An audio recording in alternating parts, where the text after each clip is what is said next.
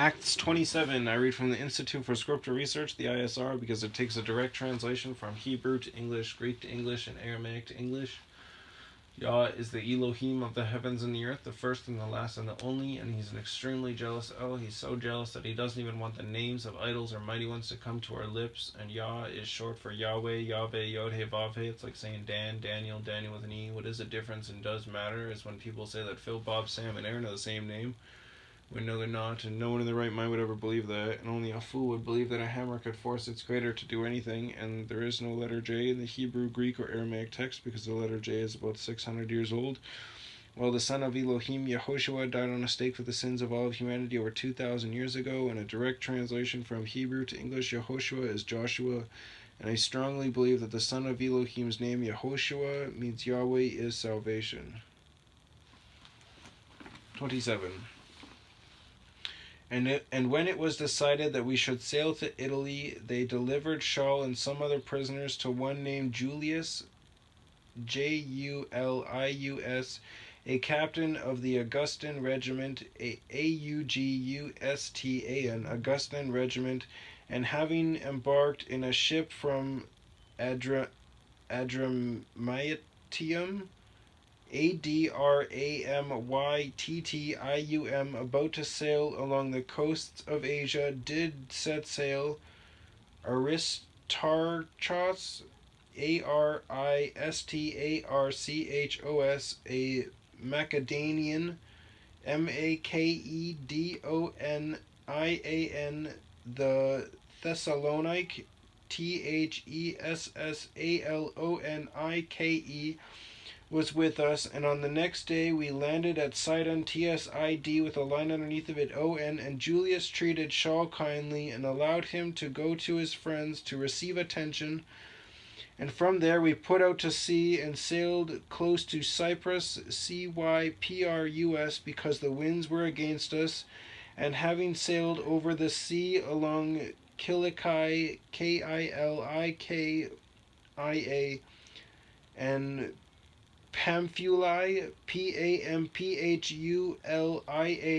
we came to Mura, Mura, of Lukai, Lukia, and there the captain, having found an Alexandrian, Alexandrian ship sailing to Italy, did put us on board, and having sailed slowly many days, and arrived with difficulty off Cnidus, Knidos, the wind not allowing us to proceed, we sailed close to Crete, Crete, off Salmon, Salmone, and passing it with difficulty, we came to a place called Fair Havens, near the city of Lasea, Lasea,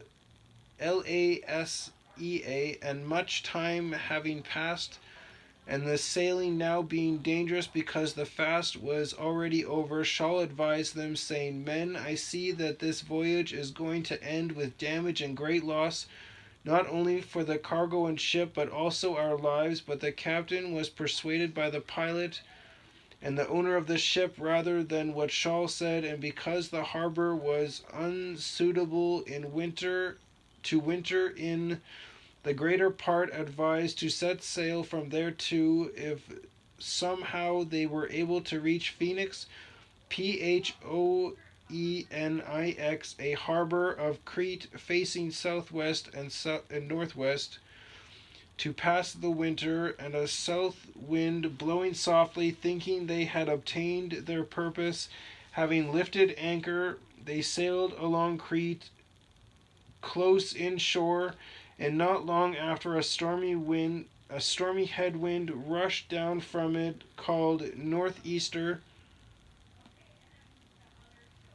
And when the ship was caught in it and unable to head against the wind, we let her go and were driven, and having run under a small island called Clauda, Clauda, we were hardly able to control the small boat, and having hoisted it, they used helps to gird the ship, and fearing lest they should run aground on Syrtis, Surtis,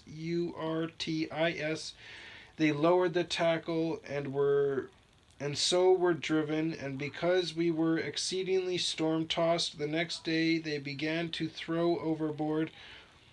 And on the third day we threw out the ship's tackle with our own hands, when now neither sun nor stars appeared for many days, and no small storm beat on us. All expectancy that we would be saved was taken away. And when there had been a long absence from food, then Shaul, standing in the midst of them, said, Truly, men, you should have listened to me, not to have sailed from Crete and sustained this damage and loss. And now I urge you to take courage, for there shall be no loss of life among you, but only of the ship. For tonight a messenger of the Elohim, to whom I belong and whom I serve, stood by me, saying, Do not be afraid, Shaul, you have to be brought before Caesar, and look, Elohim what has favorably given you all those who sail with you. Therefore take courage, men, for I believe Elohim that it shall be according to the way it was spoken to me. However, we need to run aground on some island, and when the 14th night came, as we were driven up and down in the Adriatic Sea, Adriatic Sea, about midnight the sailors suspected that they were drawing near some land. Some taking soundings, they found it to be 20 fathoms, Fathoms, 20 fathoms. I don't know what that is. It doesn't have a marking on it to what it is, so it might be a distance. It's probably going to be at the back of the book.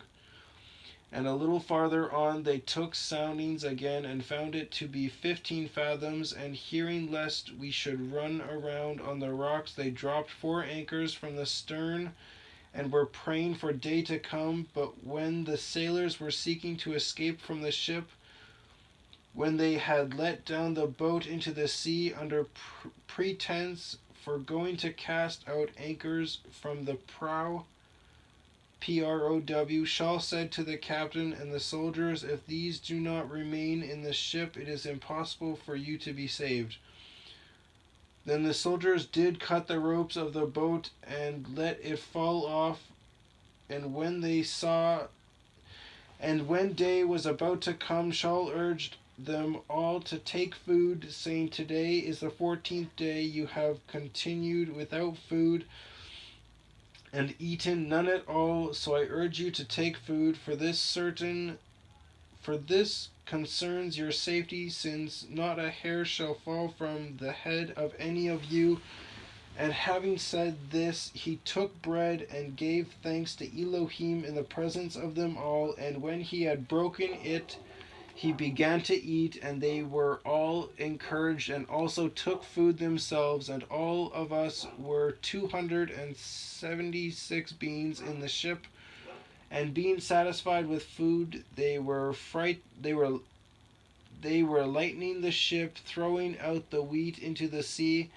And when day came, they did not recognize a land, but they noted a certain bay with a beach, onto which they planned to run the ship if possible.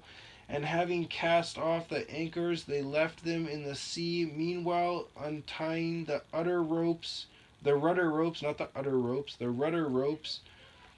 and they hoisted the foresail to the wind and made for the beach. But coming upon a place where 2 seas met, they grounded the ship, and the plow stuck fast and remained immovable, but the stern was broken by the pounding of the surf. And the soldiers intended to kill the prisoners, lest any of them should swim away and escape. But the captain, intending to save Shaul, kept them from their intention, and commanded those able to swim to jump first and get to land, and the rest, some indeed on boards, and some on items of the ship. And so it came to be that all reached the land in safety. Well, I can't believe they were gonna just massacre all the prisoners. Like, you don't even know what these people did, and you would just kill every single one of them. Thank YahWeh for the captain.